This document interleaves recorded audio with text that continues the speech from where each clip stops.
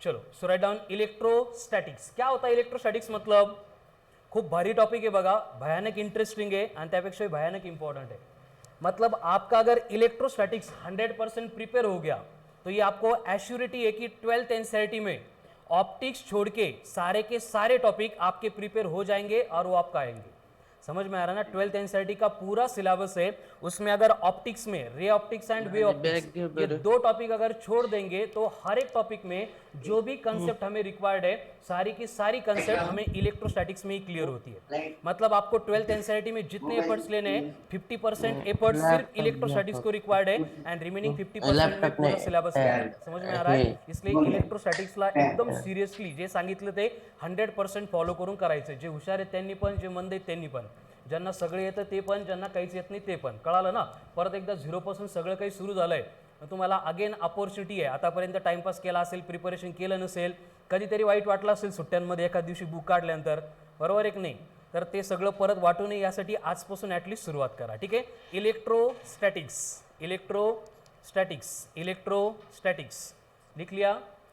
Electrostatics क्या होता है? इलेक्ट्रोस्टैटिक्स मतलब पहले इसको डिस्कस करेंगे. एकदम सिंपल टॉपिक है एंड इस टॉपिक को डिस्कस करते टाइम हमें मैक्सिमम चीज़ें जो है उनको इमेजिन करना पड़ेगा. क्यों इमेजिन करना पड़ेगा? क्योंकि इलेक्ट्रोस्टैटिक्स में जो सारा डिस्कशन हम करने वाले हैं वो रिलेटेड टू चार्ज होने वाला है. चार्ज मतलब कौन? प्रोटॉन है या फिर इलेक्ट्रॉन है. और ये सारे पार्टिकल जो है हमें कभी दिखते ही नहीं है. मतलब जितने सारे एप्लीकेशंस आएंगे, जितने एग्जाम्पल्स आएंगे, वो सारे के सारे हमें इमेजिन ही करने. उसके अगेंस्ट मैकेनिक्स में जो कंडीशन थी वो डिफरेंट थी. जितने भी टॉपिक्स हमने डिस्कस किए सब कुछ हम देख सकते थे, हमें मालूम था. जैसे सरफेस टेंशन है उसका एग्जांपल लेते थे हम, वाटर. समझ में आ रहा है? या फिर रेनकोट या फिर अम्ब्रेला या फिर मॉस्किटो के एग्स. मतलब ये सारी चीज़ें हम देख सकते थे तो डोक्याला एवढं टेंशन नव्हतं. बट इथं काय आहे? सब कुछ हमें क्या करना है? इमेजिन करना है. ठीक है? तो फ्रॉम डे वन इससे रिलेटेड इतना एक्सलेंट वर्क करो. इलेक्ट्रोस्टैटिक्स हो गया तो एश्योर है आपको कि 12th एनसीईआरटी पूरा हो जाएगा. आणि एक लक्षात घ्या, ज्यांना 12th एनसीईआरटी येतं त्यांचा स्कोर प्रत्येक एक्झाममध्ये खूप चांगला असतो. कळालं ना? याचं रिझन काय आहे की 11thचे एनसीईआरटीचे सुरुवातीचे जे 5-6 टॉपिक आहेत सगळेच एक्साइटेडमध्ये हवेत असतात. बरोबर आहे ना? फुल फॉर्ममध्ये. त्यामुळे dimensions 1D 2D NLM work power energy gravitation rotational almost सब लोग प्रिपेयर करते हैं. इसलिए क्या होता है, कोई भी एग्जाम अगर आ रही है तो इस एग्जाम में ये जो टॉपिक्स है अभी मैंने लिस्ट बोली थी इनके ऊपर के क्वेश्चन की लेवल ये थोड़ी सी जितनी एक्सपेक्टेड है उसके डबल टिपल हाई होती है. समझ में आ रहा है ना? और बाकी फिर क्या होता है कि धीरे धीरे फिजिक्स का परफॉर्मन्स कम होता है. आता लक्षात येईल तुमच्या इथून पुढं जे नीट वाले स्पेशली त्यांच्यासाठी, जे वालों का प्रॉब्लेम नहीं होता है नीट वालों का, है ना? इथून पुढं कळतं आपलं काही खरं नाही आहे. बरोबर आहे? आपला काही रिझल्ट येणार नाही आहे. मग सॅटिस्फॅक्शन स्वतःचं नाही पण समाजाचं सॅटिस्फॅक्शनसाठी आपण काय करतो? ॲटलिस्ट चांगला स्कोर आला पाहिजे. तो कुठून येणार आहे? बायो में से नहीं तो केमिस्ट्री में से. तो पूरा फोकस कहाँ पे जाता है? बायो आणि केमिस्ट्री. म्हणजे ॲटलिस्ट कोणी नावं नाही ठेवायला पाहिजे आपल्याला, म्हणून आपण काय करतो? बायो आणि केमिस्ट्रीवर फोकस करतो. कळालं ना? त्यामुळे इथून पुढचा जो टाइम आहे तो आपल्याला प्रॉपर युटिलाइज करायचा आहे.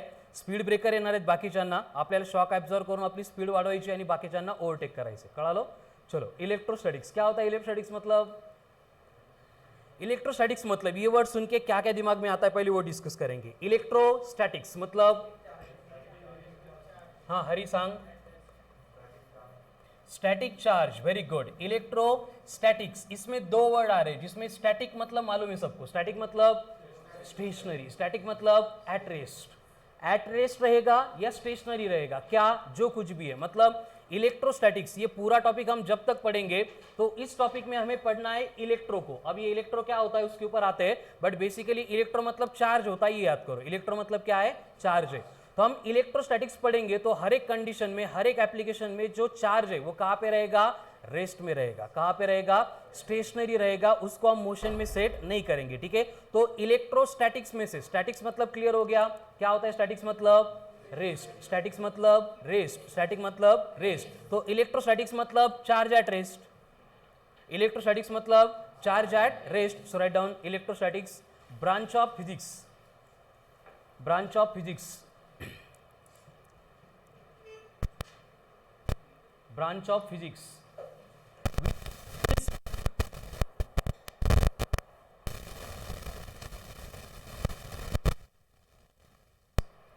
which deals with study of charges at rest.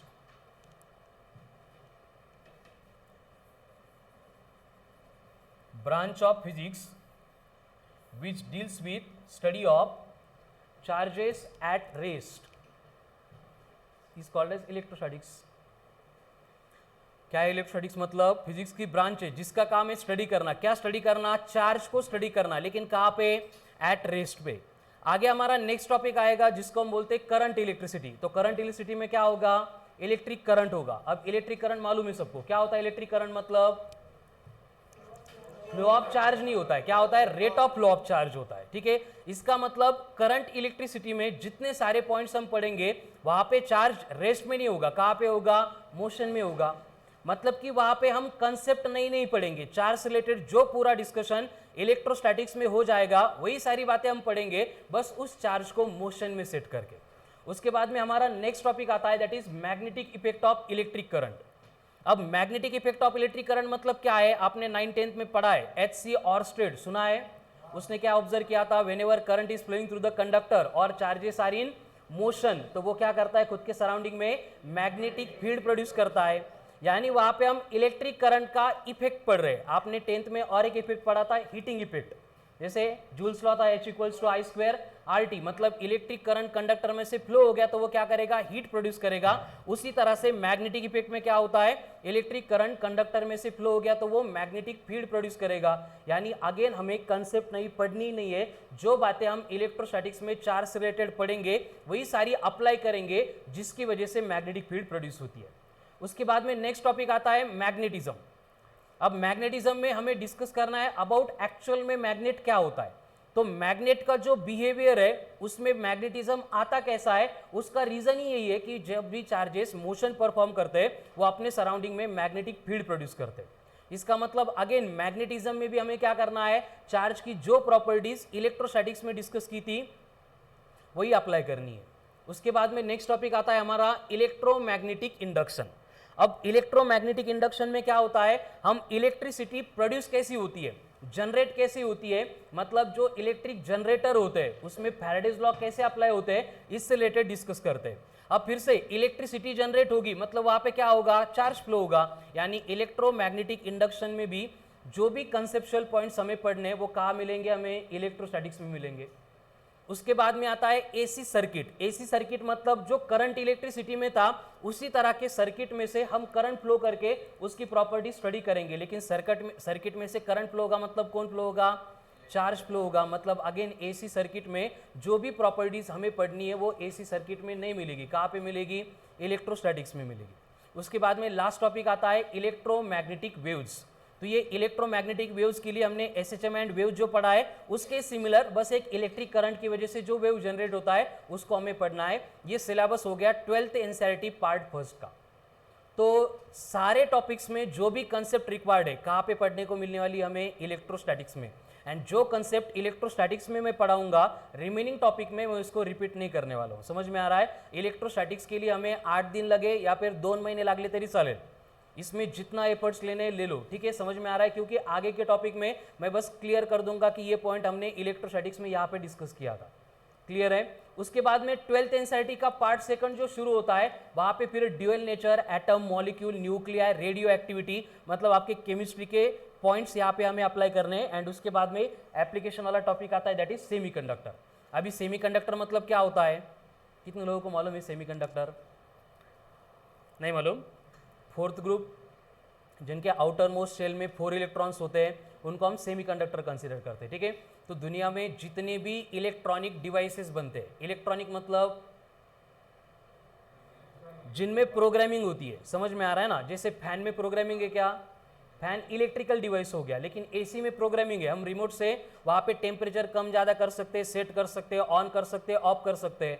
समझ में आ रहा है? तो जिसमें प्रोग्रामिंग है वो क्या बनता है? इलेक्ट्रॉनिक बनता है. ठीक है, एसी हो गया. और एग्जांपल बोलो इसका? Mobile, laptop, computer. ठीक है, समझ में आ रहा है? तो ये सारे डिवाइसेस जिस डिवाइस के ऊपर वर्क करते हैं उसको सेमीकंडक्टर बोला जाता है. यानी अगेन सेमीकंडक्टर में हमें क्या पढ़ना है? चार्जेस ही पढ़ने. इस तरह से ऑप्टिक्स छोड़ के पूरा 12th एनसीईआरटी इलेक्ट्रोस्टैटिक्स के ऊपर डिपेंड करेगा. कड़ा लो. ठीक है, तो क्या है इलेक्ट्रोस्टैटिक्स? मतलब study of charges at rest is called as electrostatics. Now what is mean by charge? ये चार्ज मतलब क्या होता है? अब ये चार्ज मतलब क्या होता है इसके लिए हम जाएंगे फिजिक्स का फर्स्ट लेक्चर. जब भी बैच शुरू होती है पहले लेक्चर में हम एक ही पार्ट रिपीट वर्ड करते हैं. कौन सा?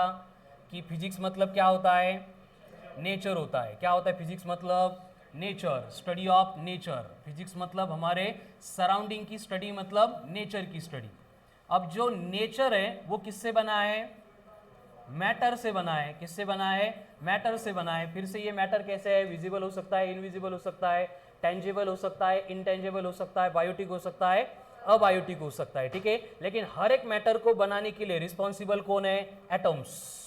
एंड एटम का एक फिक्स स्ट्रक्चर होता है जिसमें कौन है, कोर है। कोर में कौन होता है, न्यूक्लियस होता है। कोर मतलब कोर में कौन होता है, प्रोटॉन्स एंड न्यूट्रॉन्स होते हैं जिनको हम न्यूक्लियॉन्स बोलते हैं। एंड इनके सराउंडिंग में सर्कुलर पाथ के अलोंग कौन मूव करता है, नेगेटिवली चार्ज पार्टिकल मतलब इलेक्ट्रॉन। यानी कि कंक्लूजन क्या है कि फिजिक्स में जो कुछ भी है, जो नेचर में जो कुछ भी है वो मैटर में जो कुछ भी है वो एटम में। एंड एटम में क्या है, सिर्फ प्रोटॉन है, न्यूट्रॉन है एंड इलेक्ट्रॉन है। यानी कि फिजिक्स की स्टडी सिर्फ और सिर्फ प्रोटॉन, न्यूट्रॉन एंड इलेक्ट्रॉन, इन तीनों पार्टिकल एंड ये पार्टिकल की टेंडेंसीज इनके रिलेटेड है। एंड इसके बाद में एक वर्क एंड एनर्जी, इनका इंटर कन्वर्जन। हमारा फिजिक्स का सिलेबस बस इतना ही है। तो ये प्रोटॉन, न्यूट्रॉन एंड इलेक्ट्रॉन, इनमें क्या होता है खास, इनके पास दो स्पेशल टाइप की टेंडेंसी होती है। पहली होती है टेंडेंसी ऑफ मास, दूसरी होती है टेंडेंसी ऑफ चार्ज। जैसे तीनों पार्टिकल के पास मास से मालूम होगा आपको, प्रोटॉन का मास कितना है, 1.67 into 10 to the power -27 kg। उसके बाद न्यूट्रॉन का मास कितना है, same as that of proton. उसके बाद इलेक्ट्रॉन का मास कितना है, 9.1 into 10 to the power -31 kg। उसके बाद प्रोटॉन के पास चार्ज है, कितना है charge, 1.6 into 10 raise to power -19 coulomb. Electron के पास भी चार्ज है, कितना चार्ज है, माइनस है बस 1.6 into 10 to the power -19 coulomb. लेकिन जो न्यूट्रॉन है उसके पास चार्ज है क्या, तो उसको चार्जलेस बोलेंगे या न्यूट्रल बोलेंगे, न्यूट्रल बोलेंगे। क्यों बोलेंगे न्यूट्रल, उसका एप्लीकेशन यहाँ पे नहीं मिलेगा। जब हम रेडियो एक्टिविटी पढ़ेंगे तो रेडियो एक्टिविटी में हो गया कि केमिस्ट्री में एक कंसेप्ट आती है कि रेडियो एक्टिविटी में 3 पार्टिकल इमिट्स होते हैं, 3 रेडिएशन इमिट होते हैं, अल्फा, बीटा एंड गामा। जिसमें से बीटा रेडिएशन मतलब होता है इलेक्ट्रॉन और पॉजिट्रॉन इमिटेड बाय न्यूक्लियस। लेकिन न्यूक्लियस में इलेक्ट्रॉन है ही नहीं तो वो इमिट कहाँ से करेंगे, ये एक्सप्लेन करते टाइम हम कंसीडर करते कि न्यूट्रॉन जो है वो न्यूट्रल है। क्यों न्यूट्रल है, कैसा न्यूट्रल है, तब का तब देखेंगे। समझ में आ रहा है। यानी कि देखो यहाँ पे हम जो तीनों पार्टिकल की दो टेंडेंसीज डिस्कस कर रहे थे, तो ये पहली टेंडेंसी से रिलेटेड जो कुछ भी था वो 11th एनसीईआरटी में था। याद करो, डायमेंशन वेक्टर को छोड़ दो, उसके बाद में 1D 2D NLM, work power energy, gravitation, rotational motion, SHM, waves, elasticity, surface tension, fluid mechanics, जो कुछ भी हम डिस्कस करते थे क्या क्या था, स्टेट्स ऑफ मैटर थी, ग्रेविटेशन था, मोमेंट ऑफ इनर्शिया था, मास रिलेटेड बातें थी। समझ में आ रहा है। मास को छोड़ के कुछ भी नहीं था पूरे 11th एनसीईआरटी में। वही बात 12th एनसीईआरटी में हम क्या डिस्कस करेंगे, अभी पूरा का पूरा charge and related part discuss करना है, ठीक है। तो मास सबको याद है, ग्रेविटेशन में हमने पढ़ा था मास क्या था। मास मतलब, मास की 3 डेफिनेशन मैंने आपको बोली। पहली, content of matter in the given body, लहान पोरांची, ठीक है, 8 9 को मालूम है आपको, ठीक है। उसके बाद में ग्रेविटेशन पढ़ते टाइम हम डिफाइन करते हैं मास मतलब क्या है। अरे खुशी, स्टैंड अप, वेरी गुड। मास मतलब क्या था, tendency associated with matter by virtue of which mass produces gravitational field around it. And third definition जो आइंस्टाइन ने बोली थी, mass is a form of energy given by E = m × c का square, ठीक है। उसी तरह से हमें अभी चार्ज से रिलेटेड डिस्कशन करना है। So write down next reading, charge.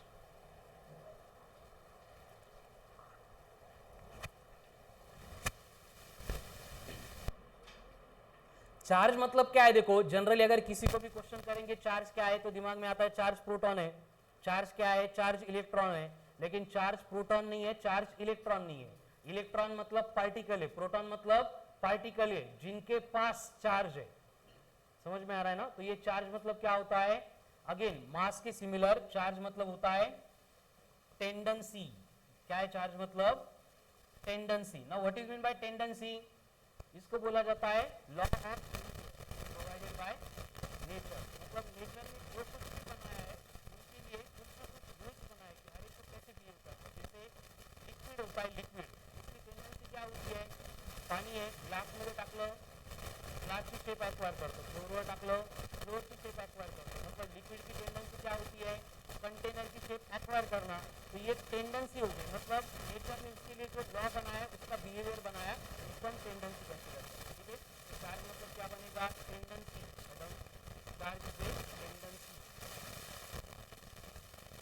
Charge is a tendency associated with matter,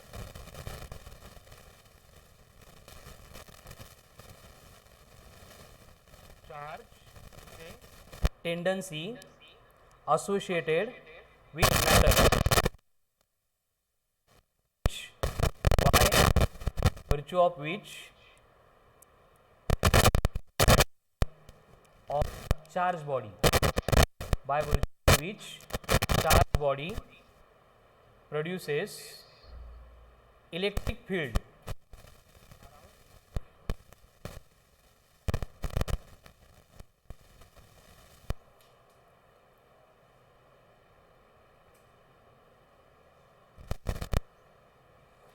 read करो एक बार क्या लिखा है। चार्ज मतलब क्या है, टेंडेंसी है, एसोसिएटेड है किसके साथ, मैटर के साथ, जिसकी वजह से क्या होगा, मैटर विल प्रोड्यूस नहीं electric field around it. Same definition हमने मास के लिए यूज की थी, mass is a tendency associated with matter by virtue of which matter produces gravitational field around it. यानी कि देखो जो बातें हमने मास से रिलेटेड डिस्कस की थी, अभी सेम बातें हम डिस्कस करेंगे रिलेटेड टू चार्ज।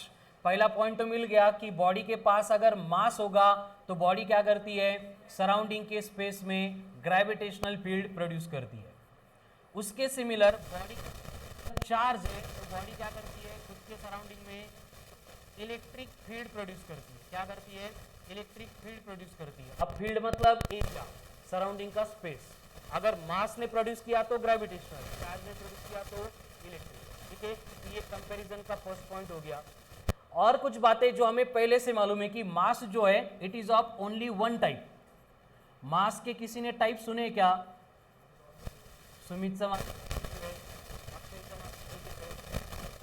मास होता है, मतलब मास की एक ही टाइप होती है, कौन सी, जी असते तीच, त्याला आपण पॉझिटिव्ह पण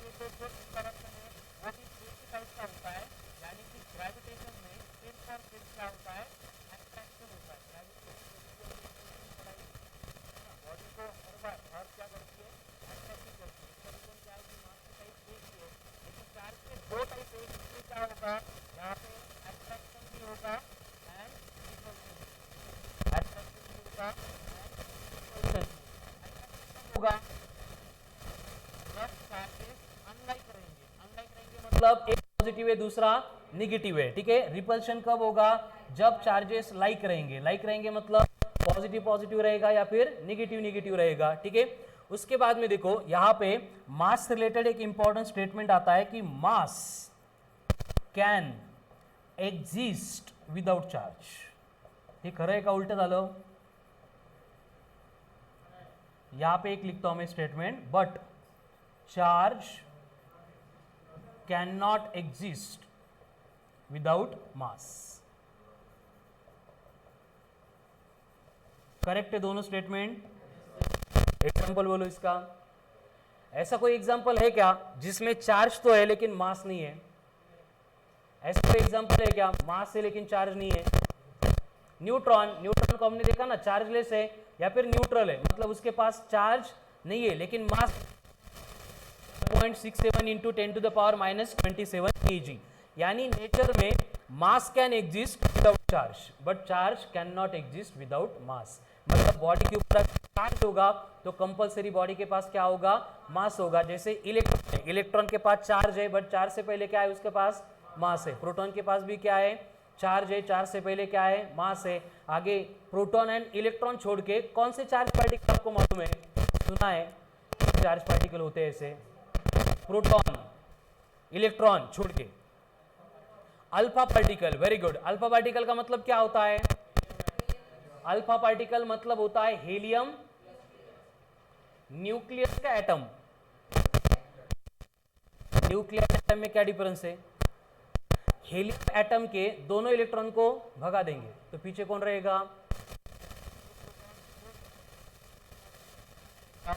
बोलेंगे अल्फा पार्टिकल। अब अल्फा पार्टिकल का चार्ज कितना हो गया, +2 नहीं, +2e, मतलब +2 into 1.6 into 10 to the power -19 coulomb, ये चार्ज हो गया अल्फा पार्टिकल का। इसको छोड़ के और कोई पार्टिकल, ड्यूटेरॉन सुना है, ड्यूटेरॉन, ड्यूटेरियम, ड्यूटेरियम क्या होता है, आइसोटोप ऑफ हाइड्रोजन, तो उसके भी इलेक्ट्रॉन को अगर निकाल देंगे तो पीछे क्या रहेगा, H12। H12 मतलब एक प्रोटॉन एक न्यूट्रॉन, मतलब वो भी पॉजिटिवली चार्ज पार्टिकल होगा, ठीक है। तो हर बार क्या हो रहा है, उनके पास मास भी है एंड चार्ज भी है। इसका मतलब mass can exist without charge but charge can not exist without mass. उसके बाद में और एक इंपॉर्टेंट पॉइंट है इससे रिलेटेड, हमने देखा था कि with variation in velocity mass का चेंज होता है। किसको याद है, एनएलए में पढ़ा था, बॉडी को अगर मोशन में सेट करेंगे तो उसका मास क्या होता है, मोशन की वजह से चेंज होता है। एंड कितना होता है change in mass, m equals to m0 upon root of 1 minus v by C का होल स्क्वायर, वेयर m0 मतलब कौन, रेस्ट मास, m मतलब कौन, mass when body moves with velocity v, c का मतलब स्पीड ऑफ लाइट कितनी होती है, 3 into 10 to the power 8 metre per second, यानी कि मास की वैल्यू कांस्टेंट नहीं होती है, मास जो है वो मोशन की वजह से चेंज होता है, बट ये जो है it always remains constant, charge कभी भी चेंज नहीं होगा, it will always remains constant. तो चार्ज कभी भी चेंज नहीं होती है, ठीक है। इसके बाद में और एक पॉइंट आता है, मास may or may not be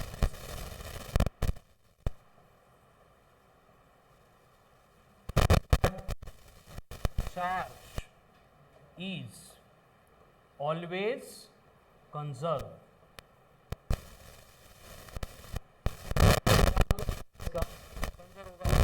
जैसे कंजर्वेशन,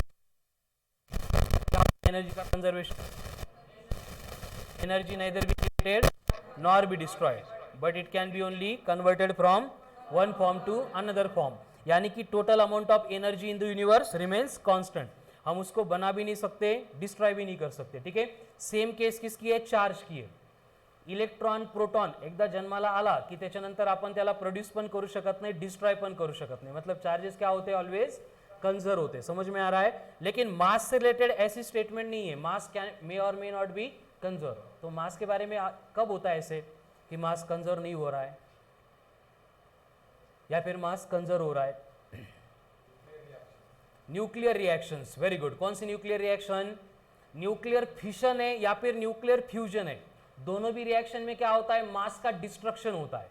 इसलिए न्यूक्लियर फ्यूजन से कौन बनता है, हाइड्रोजन बॉम्ब, न्यूक्लियर फिशन से कौन बनता है, एटम बॉम्ब, समझ में आ रहा है। तो दोनों बॉम्ब में क्या होता है, मास डिस्ट्रॉय होता है, मास डिस्ट्रक्ट होता है, एंड मास के डिस्ट्रक्शन का कन्वर्जन एनर्जी में होता है, मतलब वहां पे मास कंजर्व हो गया क्या, नहीं हो रहा है, ठीक है। तो मास हो भी सकता है, नहीं भी हो सकता, लेकिन ये चार्जेस जो है हम इनको कभी भी डिस्ट्रॉय नहीं कर सकते, समझ में आ रहा है। ये ऑलवेज क्या रहेंगे, कंजर्व रहेंगे। तो ये हो गए कंपैरिजन के points between mass and charge, लिख के हो गया था ये,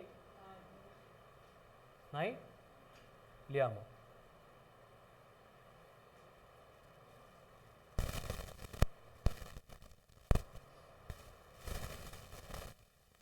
mass and charge,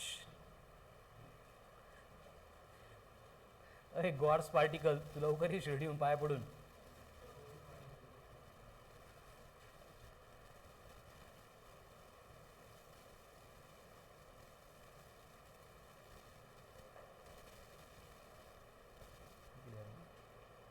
comparison between mass and charge.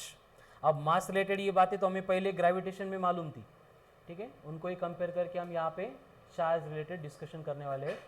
इसके लिए इनका कंपैरिजन पहले।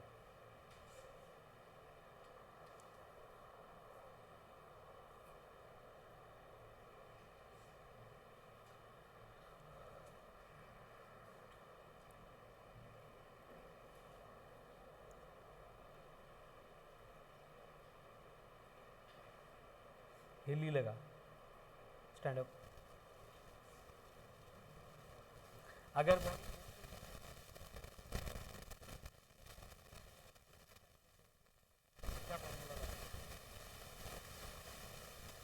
कांस्टेंट उसका, वेरी गुड, सिट डाउन। श्रवण, मास चेंज होता है उसको कैसे कैलकुलेट करेंगे?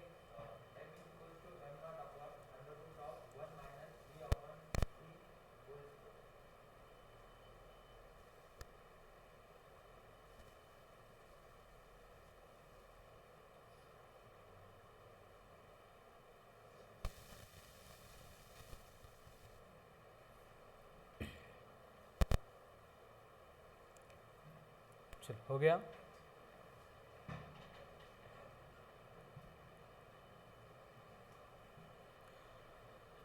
देखो अब तक हमने दो ही पॉइंट डिस्कस किए, एक इलेक्ट्रोस्टैटिक्स मतलब study of charges at rest, दूसरा चार्ज। चार्ज मतलब क्या था? चार्ज मतलब tendency associated with matter by virtue of which matter produces electric field around it, ठीक है। चलो आगे, इसके बाद में थोड़ी सी हिस्ट्री डिस्कस कर लेते हैं। उसमें लिखना कुछ नहीं है, बस सुनना है आपको कि ये चार्ज रिलेटेड हमें जो भी इंफॉर्मेशन मालूम हो गई वो हमने कैसे कैसे मतलब किसने किसने क्या क्या बोला था। तो उससे रिलेटेड अगर फर्स्ट पॉइंट देखेंगे तो ये जो चार्ज वाली टेंडेंसी है वो सबसे पहले ऑब्जर्व की थी अराउंड 600 BC। थ्योरेटिकल प्रूफ हमारे पास 600 BC से है, BC बिफोर क्राइस्ट, ठीक है, मतलब अब से लेके 2600 इयर्स बिफोर, ठीक आहे। तब एक सायंटिस्ट था, आता सायंटिस्ट म्हणतो आपण, पण तेव्हा हा असा गुराढोरामागं परत राहायचा, थैलेस, ठीक है। तो इसने ऑब्जर्व किया था सबसे पहले, थैलेस ने क्या ऑब्जर्व किया था? कुछ तो ऑब्जर्व किया था जो रिलेटेड टू चार्ज था, और इसका ऑब्जर्वेशन क्या था? नदीमधून फिरत असताना ते गारगोटे असतात नदीमध्ये, त्या घेतल्या, मेलेलं एक जनावर होतं, त्याच्या स्किन सोबत त्यांनी रब केलं, घासलं, तर का घासलं, त्याला का घासावं वाटलं ते तेच त्याला माहिती, ठीक है। बट आपके लिए हमारे लिए अब वो कौन है? साइंटिस्ट है, जिसने सबसे पहले चार्ज रिलेटेड इंफॉर्मेशन दी थी। Thales of Miletus have observe that when amber is rub with fur, amber मतलब गारगोटा, फर मतलब हेरी एनिमल की skin, and attractive property is develop on the surface of amber. क्या ऑब्जर्व किया था इसने? अगर एम्बर को फर के साथ रब करेंगे तो एम्बर के ऊपर क्या होती है? अट्रैक्टिव प्रॉपर्टी डेवलप होती है। यह ऑब्जर्वेशन था थैलेस का 600 BC में। तो उसी अराउंड क्या था, ये जो ग्रीक मिलेटस कंट्री थी बहुत ज़्यादा आगे थी, फॉरवर्ड थी, तो उनको जो है हाउ टू प्रोड्यूस फायर, इसका थोड़ा ज़्यादा नॉलेज था। फायर, स्पार्क, आग कैसे प्रोड्यूस करनी है ते कोणत्या पिक्चर में दाखवतात, आदिमानव है ना, दगडाला घासतात, ठीक है। तो सबसे पहले क्या होता था, ये जो स्पार्क प्रोड्यूस हो रहा है, इस स्पार्क को ग्रीक लैंग्वेज में वो इलेक्ट्रा बोलते थे। क्या बोलते थे? इलेक्ट्रा बोलते थे। फिर बाद में हमें जैसे जैसे मालूम हो गया कि ये इलेक्ट्रा मतलब स्पार्क को प्रोड्यूस करने के लिए रिस्पॉन्सिबल कौन होता है? इलेक्ट्रॉन्स होते हैं। कैसे प्रोड्यूस होता है स्पार्क? एक एम्बर का मतलब एका दगडावरचा इलेक्ट्रॉन दुसऱ्या दगडावर जात असताना त्यांची टक्कर होते, टक्कर झाल्यानंतर काय होतं, उनकी जो काइनेटिक एनर्जी होती है वो हीट एनर्जी में कन्वर्ट होती है, एंड उससे क्या होता है? स्पार्क प्रोड्यूस होता है। इसलिए चार्ज से रिलेटेड हम जो भी स्टडी करेंगे उसको इलेक्ट्रा इस हेडिंग के अंडर करते हैं। हमारा ये टॉपिक कौन सा है? इलेक्ट्रोस्टैटिक्स। हमने डिफाइन क्या किया? Charge at rest. तो ये इलेक्ट्रा, इलेक्ट्रो आया कहाँ से? ट्रोन मतलब पार्टिकल, ट्रोन मतलब पार्टिकल, ऐसा पार्टिकल जो स्पार्क प्रोड्यूस करता है। स्पार्क को उनके लैंग्वेज में बोला जाता था इलेक्ट्रा, तो इलेक्ट्रा प्रोड्यूस करने वाला पार्टिकल, इसलिए इलेक्ट्रॉन क्या बना? इलेक्ट्रॉन बना। समझ में आ रहा है ना? इसलिए जो भी हेडिंग्स आएगी इलेक्ट्रो, इलेक्ट्रा, इलेक्ट्री, इनके अंडर हम जो भी बातें पढ़ेंगे वो रिलेटेड टू चार्ज रहेगा। क्लियर है? फिर रीडिंग अब आगे क्या हो गया देखो, 600 BC में ये थैलेस ने ऑब्जर्व किया था। क्या ऑब्जर्व किया था? व्हेनेवर एम्बर रब विथ फर, एम्बर गारगोटी, फर हेरी एनिमल की स्किन अगर रब करेंगे तो क्या होगा, अट्रैक्टिव प्रॉपर्टी डेवलप होती है on the surface of amber. But start में चार्ज से रिलेटेड हमें कुछ भी नॉलेज नहीं था, तो ये थैलेस एंड रिलेटेड लोगों को लगता था कि हमने मैग्नेट ही बना दिया, क्योंकि उस जमाने में मैग्नेट नोन था और मैग्नेट क्या करता था, ऑब्जेक्ट्स को अट्रैक्ट करता था। समझ में आ रहा ना, जैसे ड्राई हेयर में कॉम अगर फास्ट मूव करेंगे पेपर की पीसेस को अट्रैक्ट करते हैं, 9-10 एक्सपेरिमेंट असेल तुमचा, बरोबर है। उसी के सिमिलर ये ऑब्जर्वेशन थैलेस का था, तो इनको लगा कि हमने मैग्नेट ही बना दिया, ठीक है। लेकिन इसके बाद में क्या हुआ, कुछ भी नॉलेज हमारे पास नहीं है, डायरेक्ट 1600 AD तक हमारे पास कुछ भी इंफॉर्मेशन नहीं है।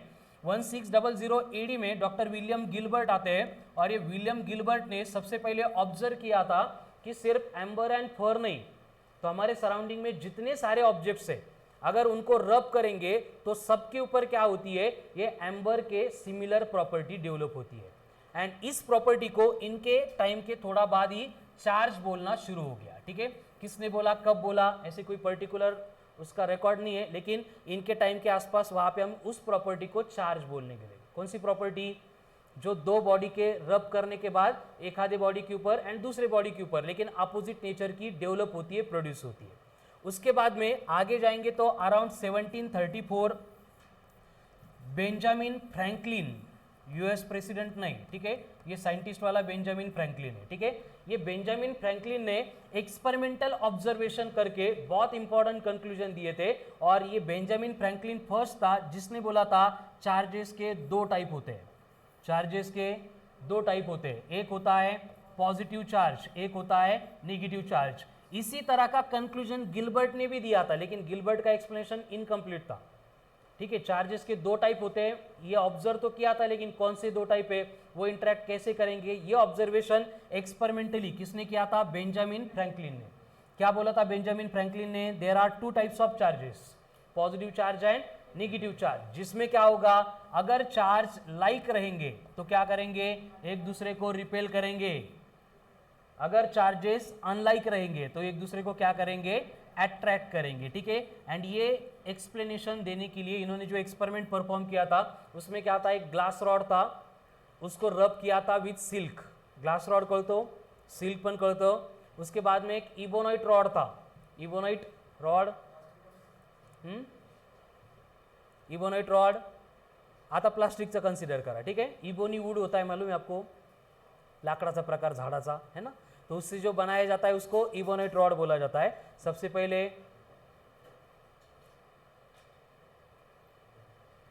टायरच्या कंपनीचे नाव सांगा दोन चार, एमआरएफ नाही, सिएट नाही, अपोलो नाही, मिशलिन नाही, अजून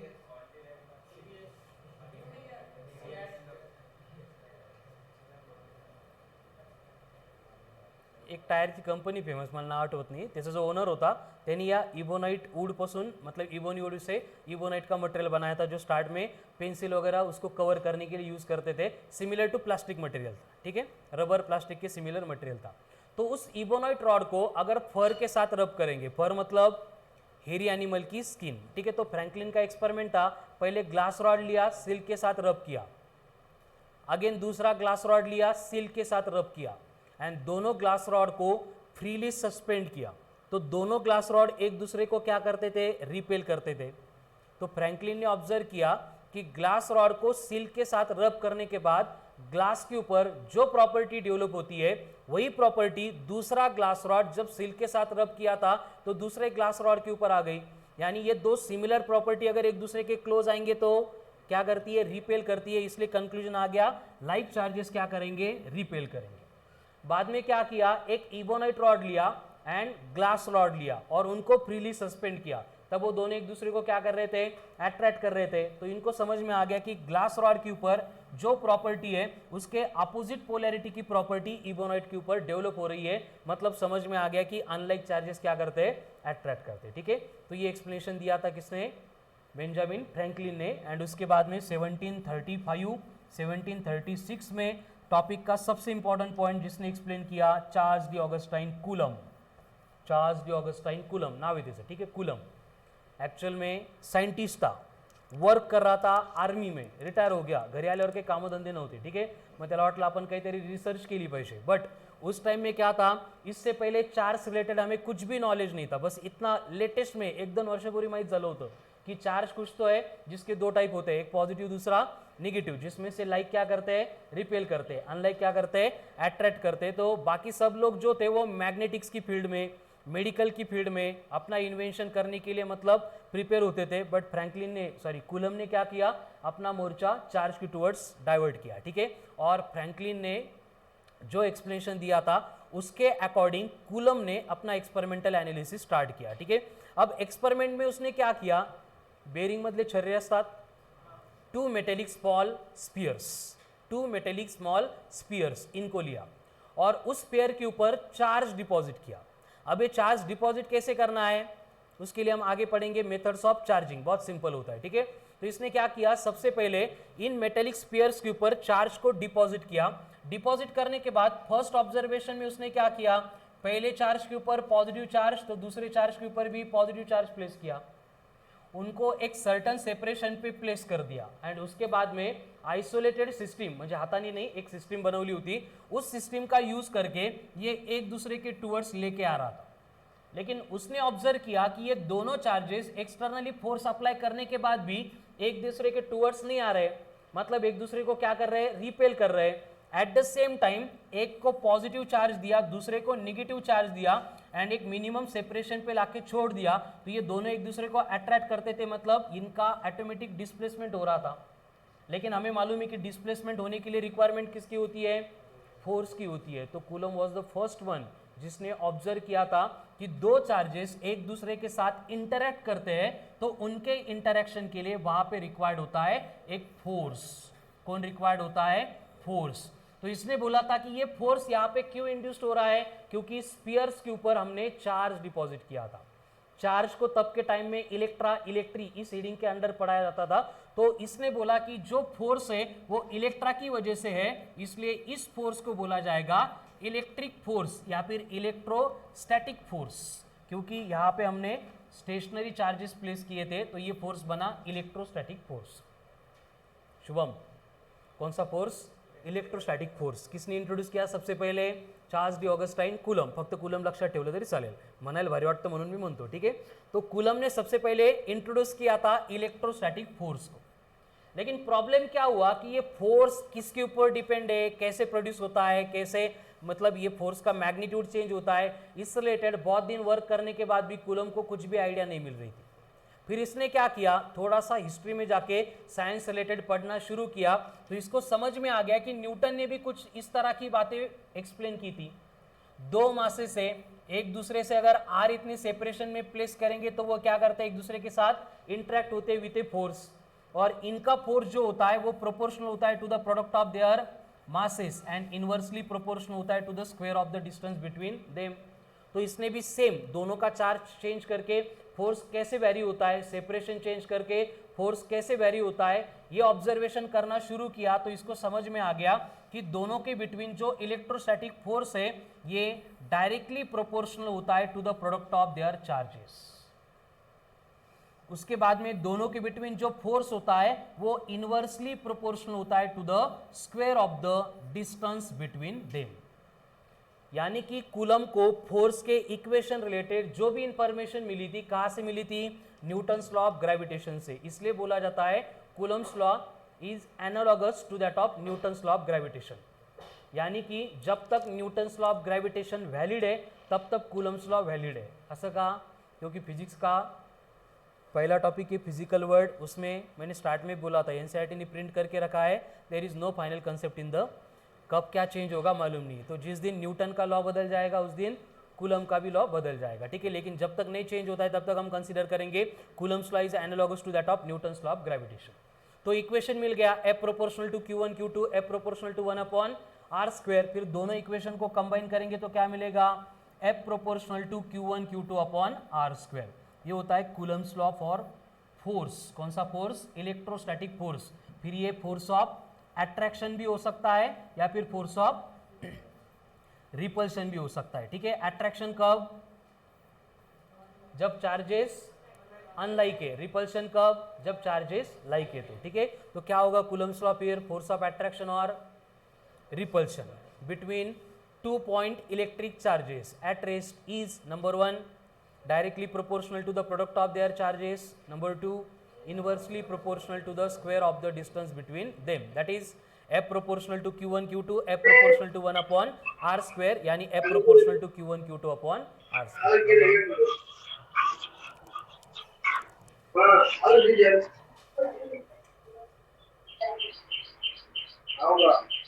शिर्डीला कदरवलं गड्या अरे शिर्डीला गेला तर नोट नाही करतात का?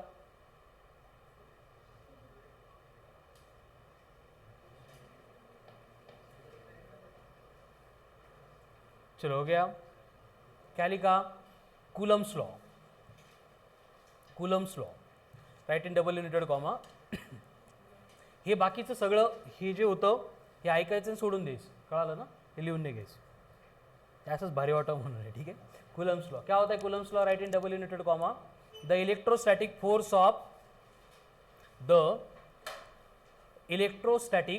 Of attraction or repulsion. The electrostatic force of attraction or repulsion. The electrostatic force of attraction or repulsion between 2 point electric charges, between 2 point electric charges at rest, between 2 point electric charges at rest is number 1 directly proportional to the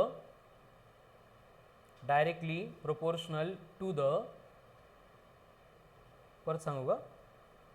number 1 directly proportional to the product of their charges, product of their charges. Number 2 inversely proportional to the square of the distance between them, inversely proportional to the square of the distance between them. लिहिता येतं नाही सांगितलेलं सगळ्यांना का विसरले सुट्ट्यांमध्ये लिहायचं नाही ना? असे क्वेश्चन मार्क का बरं चेहऱ्यावर? हे बघा काय लिहायचं होतं आपल्याला? Coulomb's law. क्या है उसका statement? Electrostatic force of attraction और repulsion between 2 point electric charges at rest is, बोलना, is directly proportional to the product of their charges and inversely proportional to the square of the distance between them, that is F proportional to Q1 Q2 F proportional to 1 upon R square, यानी कि F proportional to Q1 Q2 upon R square. ये बना expression for Coulomb's law. Clear है? लेकिन हमने देखा है कि फिजिक्स में जब भी कोई new law, new principle explain होता है तो उसमें क्या होते हैं? प्रोपोर्शनलिटी साइन होते हैं. हमें बाद में क्या करना पड़ता है? इनको रिप्लेस करके कांस्टेंट को इंट्रोड्यूस करना पड़ता है. जैसे न्यूटन्स लॉ ऑफ ग्रेविटेशन में ये प्रोपोर्शनलिटी साइन जाके यहाँ पे जी इंट्रोड्यूस हुआ था, जी m1 m2 upon R square. ये जी की वैल्यू कितनी थी? 6.67 into 10 to the power -11 newton metre square पर kg स्क्वायर. एंड उसको हमने बोला था यूनिवर्सल ग्रेविटेशनल कांस्टेंट, मतलब उसकी वैल्यू कभी चेंज नहीं होगी. ठीक है. उसी तरह से जो हम यहाँ पे F यूज करेंगे ये बनेगा F equals to K into Q1 Q2 upon R square. अब ये K का मतलब क्या होगा? Constant of proportionality. क्या बनेगा? Constant of proportionality. ठीक है. एंड इस K की वैल्यू होती है 1 अपॉन 4 पाई इप्सिलॉन. क्या होती है? 1 अपॉन 4 पाई इप्सिलॉन. अब ये 4 पाई क्यों आता है? देखो, जैसे कि चार्ज हमने स्पेस में प्लेस किया तो वो खुद के सराउंडिंग में क्या करेगा? इलेक्ट्रिक फील्ड प्रोड्यूस करेगा. और ये इलेक्ट्रिक फील्ड कैसे प्रोड्यूस होती है? स्फेरिकल. कैसे प्रोड्यूस होती है? स्फेरिकल. जो स्फीयर होता है उसका टोटल सॉलिड एंगल होता है 4 पाई. समझ में आ रहा है ना? इसलिए पूरी इलेक्ट्रिक फील्ड कंसीडर करने के लिए इलेक्ट्रोस्टैटिक्स में जितने सारे कांस्टेंट आएंगे सब में क्या रहेगा? 1 अपॉन 4 पाई रहेगा. मतलब पूरा 3 डायमेंशनल जो स्पेरिकल सराउंडिंग का शेप है उसको हम इंक्लूड कर रहे हैं, ये मीनिंग इसकी होती है। इसको छोड़ के यहाँ पे क्या दिख रहा है, इप्सिलॉन। ये इप्सिलॉन मालूम है आपको क्या होता है इप्सिलॉन मतलब काय, परत बोल Swapnil. Permittivity of free space नहीं है, मीडियम। किसकी है परमिटिविटी ऑफ मीडियम, क्योंकि यहाँ पे सिर्फ इप्सिलॉन है एंड इसको हम कैलकुलेट करते हैं by using epsilon naught into epsilon R, या फिर इप्सिलॉन नॉट इंटू के। आता या के मध्ये आणि या के मध्ये कन्फ्यूज नाही व्हायचं, हा के म्हणजे कॉन्स्टंट आहे, बरं वाटत नसेल याला सी म्हणा म्हणजे कन्फ्यूजन नहीं होणार, सी फॉर कॉन्स्टंट, ठीक है। तो यहाँ पे इप्सिलॉन का मतलब कौन, परमिटिविटी ऑफ मीडियम, कौन इप्सिलॉन मतलब परमिटिविटी ऑफ मीडियम। इसका फॉर्मूला है epsilon equal to epsilon 0 into epsilon R. अब यहाँ पे जो इप्सिलॉन 0 इसका मतलब क्या होता है, परमिटिविटी ऑफ फ्री स्पेस। अगर इसके साथ 0 है मतलब ये किसके लिए एप्लीकेबल है, फ्री स्पेस के लिए। फ्री स्पेस का मतलब होगा एक तो एयर नहीं तो वैक्यूम, एयर या फिर वैक्यूम, इनको हम क्या बोलते हैं, फ्री स्पेस बोलते हैं, ठीक है। एंड उसके बाद में जो इप्सिलॉन आर है उससे पहले इसकी वैल्यू है, ये यूनिवर्सल कांस्टेंट है, लक्षात घ्या। इप्सिलॉन परमिटिविटी ऑफ मीडियम ये यूनिवर्सल कांस्टेंट नहीं है। यूनिवर्सल कांस्टेंट का मतलब क्या होता है, जो यूनिवर्स में कहीं पे भी जाएंगे तो सेम रहेंगे। यूनिवर्सल कांस्टेंट कौन है, इप्सिलॉन नॉट। कितना होता है तन्विशा, 8.85 इंटू 10 की पावर -12 कूलम स्क्वायर पर न्यूटन मीटर स्क्वायर। कितना इप्सिलॉन नॉट, 8.85 इंटू 10 की पावर -12 कूलम स्क्वायर पर newton metre square. 8.85 into 10 raise to power -12 coulomb square पर newton metre square. Epsilon R and K both are same, बस ये epsilon are है, याला म्हणताना आपण काय म्हणतो, रिलेटिव परमिटिविटी, एंड के को हम बोलते हैं as dielectric constant of the medium. K मतलब कौन हो गया, dielectric constant of the medium. कळालं, हे नोमेनक्लेचर व्यवस्थित ॲडप्ट करा, पुढं 6 महिने हेच येणार आहे इकडं तिकडं प्रत्येक टॉपिकमध्ये, ठीक है। इप्सिलॉन नॉट मतलब permittivity of free space, free space आया मतलब कौन, एयर या फिर वैक्यूम। कितनी होती है, 8.85 into 10 raise to power -12 coulomb square पर न्यूटन मीटर स्क्वायर। के का मतलब डाइलेक्ट्रिक कांस्टेंट, इप्सिलॉन आर का मतलब रिलेटिव परमिटिविटी। दोनों की मीनिंग सेम है, मतलब फ्री स्पेस को दूसरे मीडियम के साथ कनेक्ट करने के लिए कांस्टेंट हम यूज करते हैं, ठीक है। एंड इनकी वैल्यू जो है इप्सिलॉन आर या फिर के डिफरेंट होती है फॉर डिफरेंट मीडियम। ये क्वेश्चन में कंपलसरी आपको गिवन रहेगी, बस 2 कंडीशन में। अगर आपको बोला है कि एयर और वैक्यूम है तो उसके लिए के कितना होगा, 1 होगा। मतलब अगर क्वेश्चन में बोला है कि चार्जेस रखे हैं फ्री स्पेस में या फिर एयर में या फिर वैक्यूम में, तो हम के को लेंगे 1। एंड ये जो के है ये इन्फिनिटी होता है फॉर मेटल्स, यानी कि मेटेलिक कंडक्टर्स। ये दोनों मीडियम छोड़ के और कोई भी मीडियम आपको प्रोवाइड करेंगे तो उसमें आपको के की वैल्यू प्रिंट करके देंगे, जैसे के इक्वल्स टू 81 फॉर वाटर, वो लर्न नहीं करनी, ठीक है। लक्षात फक्त या दोनच ठेवायचे आहे, K equals to 1 for free space, K equals to infinity for metals, आणि के म्हणजेच इप्सिलॉन आर। बट क्वेश्चन में generally data in terms of K, in terms of dielectric constant दिया जाता है। तो अब जाके फाइनल इक्वेशन फॉर फोर्स क्या बनेगा, F equals to 1/4 pi epsilon into Q1 Q2 upon R square. ये बन गया expression for force between 2 point charges at rest. या फिर इसी इक्वेशन को हम ऐसे भी लिख सकते हैं, F equals to 1/4 pi epsilon naught K into Q1 Q2 upon R square. ये हो गया expression for Coulomb's law.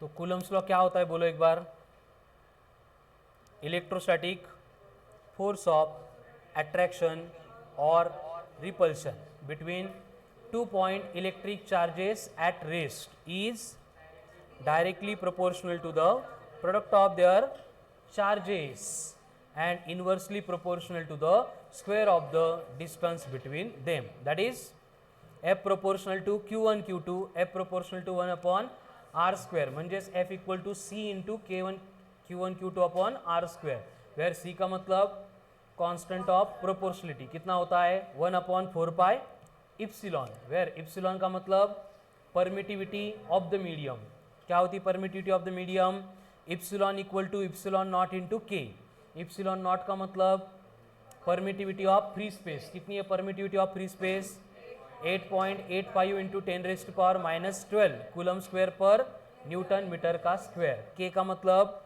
Die electric constant of the medium, and K को इप्सिलॉन आर ऐसे भी लिखा जाता है which is equals to 1 for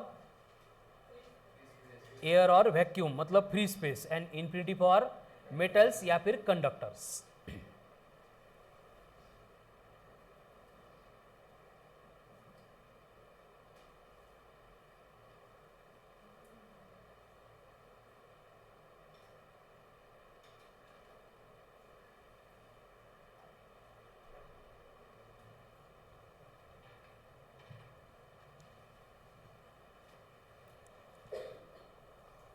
यानी कि फाइनल इक्वेशन से इसके ऊपर से हम क्या लिख सकते हैं कि जो फोर्स होता है वो इनवर्सली प्रोपोर्शनल है किसके साथ, के के साथ, के मतलब कौन, dielectric constant of the medium, यानी कि F2 upon F1 equals to क्या बनेगा K1 अपॉन K2, तो जो भी अननोन है इसके ऊपर से हम कैलकुलेट कर सकते हैं। सेम वे फोर्स जो है वो इनवर्सली प्रोपोर्शनल है टू द 1/R स्क्वायर, यानी कि F2 upon F1 equals to क्या बनेगा R1 अपॉन R2 का होल स्क्वायर, फिर से जो अननोन क्वांटिटी है उसको हम कैलकुलेट कर सकते हैं यहाँ से।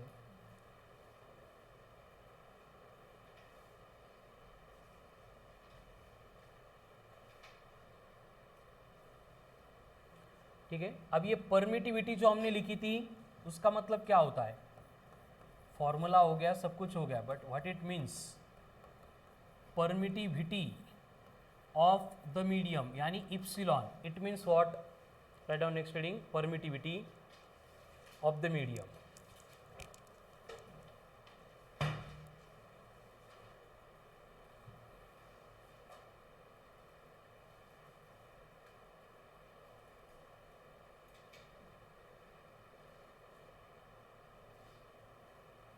ability of the medium, ability of the medium, ability of the medium to store, ability of the medium to store energy in its electric field,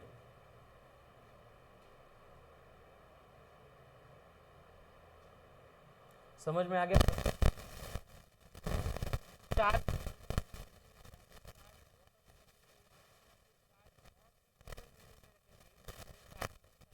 जो इलेक्ट्रिक फील्ड प्रोड्यूस होती है उसमें जो एनर्जी रहेगी वो मीडियम के ऊपर डिपेंड रहेगी, तो उस मीडियम की ability capacity to store energy इसको हमने बोला है परमिटिविटी। क्लियर फिर परमिटिविटी, इसकी और एक डेफिनेशन है, और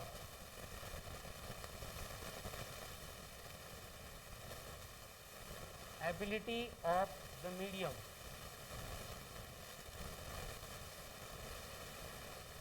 टू परमिट, परमिट करना मतलब अलाउ करना, टू परमिट और to allow number of electric lines of force, electric lines of force to it,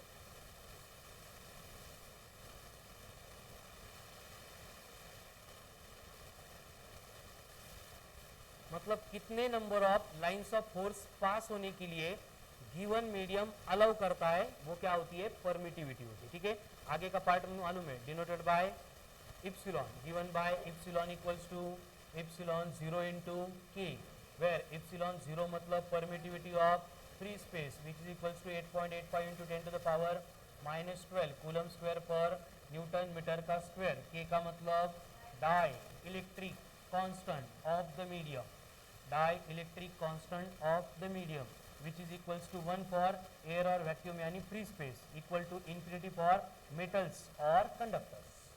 ठीक है, लिहून टाका परत, क्योंकि आंसर देते टाइम अभी ये पूरा चाहिए। ठीक है, तो ये था इंट्रोडक्शन ऑफ इलेक्ट्रोस्टैटिक्स। क्या क्या देखा आज? पहले इलेक्ट्रोस्टैटिक्स क्या होता है, इलेक्ट्रोस्टैटिक्स मतलब study of charges at rest, फिर बाद में आता है चार्ज। चार्ज को समझने के लिए मास एंड चार्ज को कंपेयर किया था, बाकी पॉइंट्स मालूम है। एक इंपॉर्टेंट था कि चार्ज जो है वेरिएशन नहीं होता है उसमें स्पीड की वजह से, बट मास क्या होता है, वैरी होता है। कैसे वैरी होता है, m equals to m naught upon root of 1 minus V by C का होल स्क्वायर। ठीक है, उसके बाद में चार्ज को हमने डिफाइन किया, क्या है चार्ज मतलब tendency associated with matter to produce electric field around it. उसके बाद थोड़ा सा हिस्टोरिकल बैकग्राउंड डिस्कस किया था, लिखा नहीं था लेकिन देखा, 600 BC थैलेस, फिर गिलबर्ट, फिर बेंजामिन फ्रैंकलिन, एंड उसके बाद में सबसे इंपॉर्टेंट पॉइंट आता है कूलम को। एंड कूलम ने क्या एक्सप्लेन किया था, दो चार्ज के बिटवीन का फोर्स, वो एक्सप्लेन करने के लिए उसने किसकी हेल्प ली थी, न्यूटन्स लॉ ऑफ ग्रेविटेशन की। इसलिए कूलम्स लॉ बनेगा analogous to that of Newton's law of gravitation. क्या था Coulomb's law, electrostatic force of attraction or repulsion between 2 point electric charges at rest is directly proportional to the product of their charges and inversely proportional to the square of the distance between them, that is f proportional to q1 q2, f proportional to 1 upon r square, मतलब f बनेगा proportional to q1 q2 upon r square। therefore constant आएगा, क्या था constant, c का मतलब 1 upon 4 पाई epsilon, जिसमें से epsilon का मतलब परमिटिविटी ऑफ द मीडियम क्या होती है, ability of the medium to store energy in its electric field, या फिर टू परमिट और to allow number of electric lines of force to pass through it, denoted by, हे करता है grid काय है, ई नहीं है, इप्सिलॉन, इप्सिलॉन क्या ये इप्सिलॉन, इप्सिलॉन, इप्सिलॉन मतलब असतं ते आता ते ग्रीक अल्फाबेटचे, ठीक आहे ना। जसं ए म्हणजे काय, ए म्हणजे ए, कोण आहे तो, अल्फा, ठीक है। तो इप्सिलॉन, यहाँ पे इप्सिलॉन की मीनिंग कौन है, permittivity, which is given by epsilon 0 into k। Epsilon 0 का मतलब परमिटिविटी फॉर फ्री स्पेस कितनी होती है, 8.85 into 10 to the power -12 coulomb square पर न्यूटन मीटर का स्क्वायर। k का मतलब dielectric constant of the medium which is equals to 1 for air और व्हॅक्यूम, इन्फिनिटी फॉर मेटल्स। कळालं, तर आज फक्त एवढंच व्यवस्थित प्रिपेअर करून यायचं, ठीक आहे। So remaining part will continue on tomorrow's lecture, ठीक है। 4 to 6 मध्ये आज डायमेंशंस के ऊपर जो है जेई बेस्ड क्वेश्चन हम डिस्कस करने वाले, ठीक है। तो जेई वालों को कंपलसरी आना है 4 to 6 में, एंड उसके बाद में 6 to 7 सेम इलेक्ट्रो, उससे रिलेटेड हम जेई के पार्ट डिस्कस करेंगे, एंड 7 to 8:30 फ्रॉम डायमेंशन शुरू होगा, बट उसकी डेट में बोलता हूँ एक दो दिन में, ठीक आहे। आणि सोबत व्हॉइस नोट्स पण पाहिजे आज, कळालं, मॉर्निंगचं जे लेक्चर झालं 4 to 6 ते पण आणि हे पण दोन्ही व्हॉइस नोट्स पाहिजे, ठीक आहे। So remaining part will continue on tomorrow's lecture.